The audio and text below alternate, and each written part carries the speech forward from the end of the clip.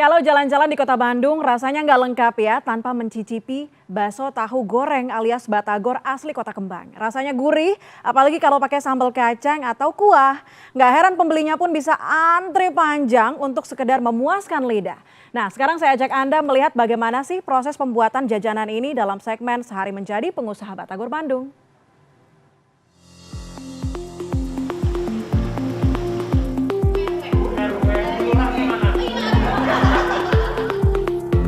Ini dia batagor alias bakso tahu goreng.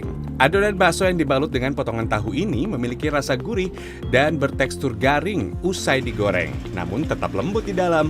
Batagor kerap dijadikan camilan dan buah tangan khas Bandung.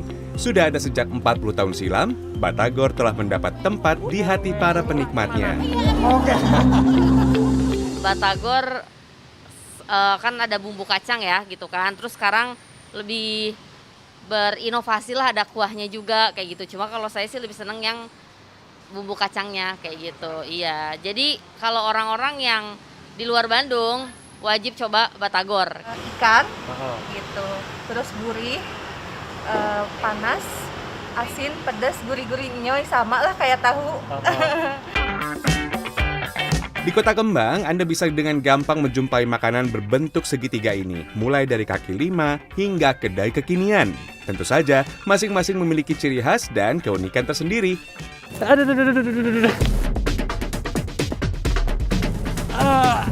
Menjadi pengusaha batagor atau produsen batagor ternyata tidak hanya ongkang-ongkang kaki, melihat jual beli, dan melihat pelanggan menikmati batagornya. Tapi ada satu usaha yang kemudian harus dilakukan.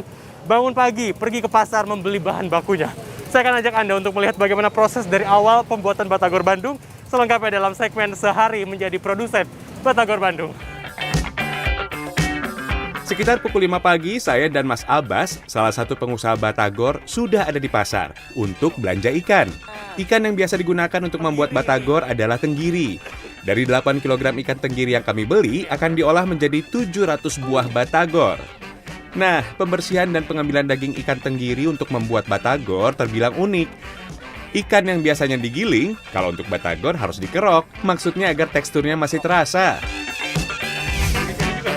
Lanjut bahan lain, ada tepung tapioka, daun bawang, garam, minyak, telur, kacang tanah, dan bumbu rempah lainnya. Saking banyaknya, bahannya sampai dikarungin, mesti dipanggul nih.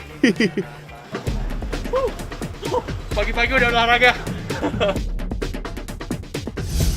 Eits, jangan sampai ketinggalan, beli tahu ya. Nanti namanya bukan batagor, tapi bakso ikan. Oke, markipul.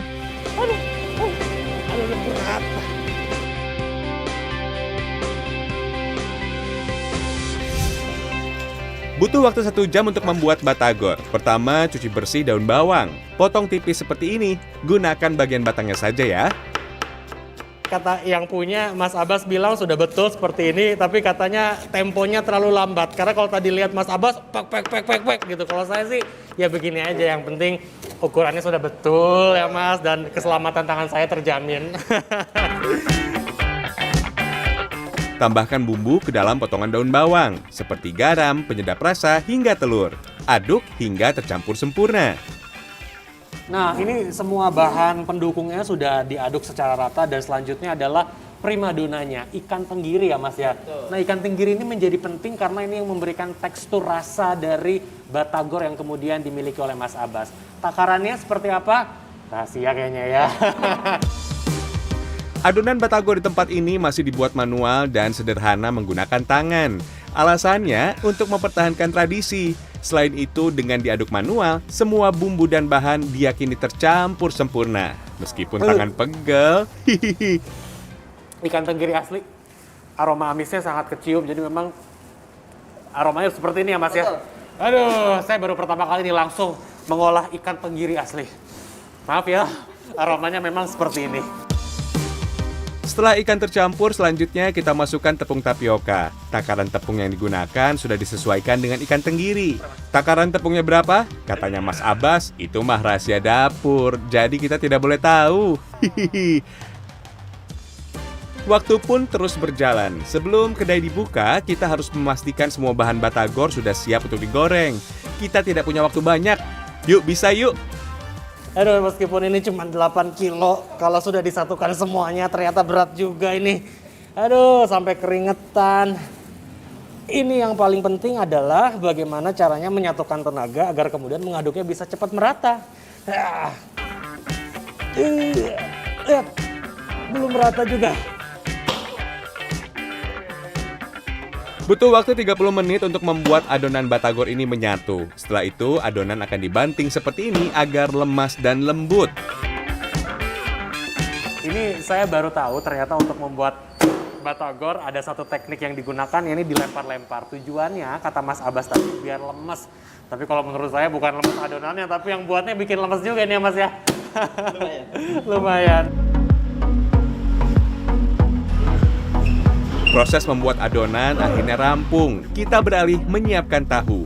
Hanya tahu putih bertekstur padat dan berukuran besar yang bisa dipakai untuk membuat batagor. Untuk memenuhi persyaratan ini, Mas Abbas harus memesan langsung dari produsen tahu. Setiap harinya ia membutuhkan 700 hingga 1000 lebih tahu. Sekarang saatnya kita potong-potong tahunya. Tahu akan dibagi dua seperti ini, menyerupai segitiga ya Mas? Ya. Kemudian yang kedua, bagian sisi dari dalamnya ini akan dipotong seperti ini. Nah, tujuan pemotongannya apa? Nanti di dalamnya ini akan dimasukkan adonan dari batagor sebelum nantinya akan digoreng. Proses berikutnya adalah memasukkan adonan batagor ke dalam tahu. Caranya seperti ini. Ambil adonan menggunakan garpu. Kemudian masukkan dan putar-putar seperti ini. Setelah itu, ratakan adonan dan pastikan semua bagian atas tahu tertutup adonan. Beres dengan adonan dan tahu, kita siapkan hal yang tidak kalah penting, yakni saus. Saus batagor terbuat dari kacang tanah dan cabai. Setelah digoreng, kacang tanah dan cabai akan digiling. Setelah itu, olahan saus ini akan diberi bumbu dan air panas agar saus tidak terlalu kental. 15 menit sebelum kedai dibuka, semua bahan utama harus sudah siap. Mulai dari potongan batagor dan saus kacang. Sekarang saatnya kita menggoreng. Hati-hati ya saat menggoreng, jangan sampai kecipratan minyak panas, bisa terluka nanti. Nah, yang menarik dari batagor di tempat ini adalah seluruh adonan batagor yang kemudian sudah selesai dicetak, kemudian akan langsung digoreng. Digorengnya tidak langsung matang, tapi setengah matang. Jadi ketika memang konsumen datang, kemudian juga ada yang memesan untuk oleh-oleh, nanti bisa digoreng lagi.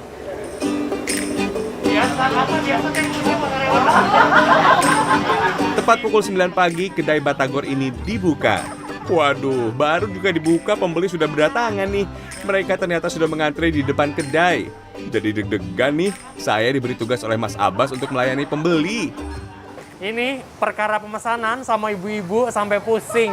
Jadi sudah terputuskan ada 3 batagor kering dan juga 2 batagor kuah ya Mas Abbas ya. Kita langsung aja. Mas, apa lagi? Jeruk? Kecap. Mana kecapnya mana? Nih kalau yang amatir kayak saya kebingungan nih. Nyari kecap, nyari jeruk nggak ada ini. Oke, tinggal di ini aja Mas. Maklum ya pemirsa, namanya juga pemula, jadi agak kerepotan nih. Ini penting nih. Ibu-ibu punten, lupa. Ini silakan sambal, kecap, sama cukanya Ibu ya. Makasih. Untung nggak diprotes tadi kelupaan. Menurut Mas Abbas, dalam sehari ia bisa menjual 700 buah batagor. Apalagi kalau akhir pekan, bisa sampai 1.500 buah batagor ludes terjual. Mas Abbas, saya mau tahu dulu deh langsung aja. Omset penjualan. Untuk omset penjualan ya lumayan lah. Kadang yang namanya jualan bisa lebih, kadang bisa kurang. Tapi untuk omset ya Perkiraan aja lah, nggak usah. perkiraannya itu sampai sebulan nyampe sekitar 30. Tuh, 30 juta rupiah pemirsa. Yuk, jadi pengusaha batagor, ternyata cuannya menggiurkan.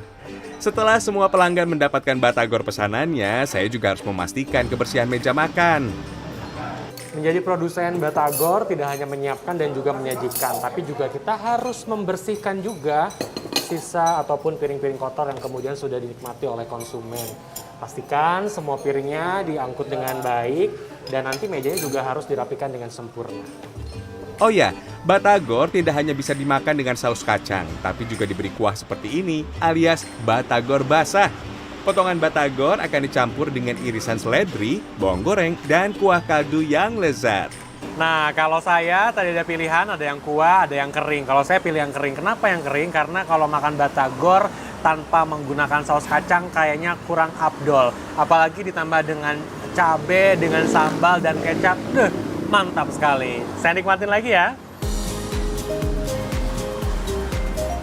Oh ya, sedikit cerita nih pemirsa. Batagor yang sudah eksis sejak 1960-an, pertama kali diperkenalkan oleh Haji Ihsan. Awalnya Haji Ihsan berjualan bakso tahu, namun kurang laku. Akhirnya bakso tahu itu ia goreng dan dibagikan kepada tetangga. Tak disangka, menu baru ini justru digemari. Menurut ahli gastronomi Universitas Pendidikan Indonesia, Dewi Turgarini, batagor merupakan salah satu inovasi untuk memperpanjang umur produk makanan. Batagor selalu identik dengan Bandung. Kenapa ini dengan Bandung, Bu? Orang Bandung itu dari zaman dulu juga kreatif. Jadi dari tahun 1930-an yang namanya alun-alun kota Bandung itu makanan penjual kaki lima itu sudah banyak sekali. Jadi kalau misalnya begitu dengan cuaca iklim yang sejuk, angin sepoi-sepoi itu enak kalau buat makan. Jadi orang pertumbuhan kulinernya juga semakin marak. Termasuk batagor. Iya, termasuk batagor dan menjadi kekuatan kota Bandung. 700 buah batagor sudah lenyap dan masuk ke perut pelanggan. Saatnya kita tang ting tung berhitung. Cuan yang banyak ternyata berbanding lurus dengan pengorbanan seorang pengusaha batagor. Yang menikmati batagor tidak hanya bisa dinikmati di tempat, tapi juga bisa dinikmati di rumah. Kalau dibawa pulang, akan ditempatkan di wadah seperti ini yang kemudian dinamakan besek. Kondisinya setengah matang, termasuk juga bumbunya ini setengah matang. Jadi para pembeli di rumah bisa meraciknya secara langsung. Nah, disimpan seperti ini, bisa dibawa pulang, dihangatkan lagi dan juga dinikmati bersama dengan keluarga. Kiki Haryadi, Rehelmi Suryanegara, Bandung, Jawa Barat.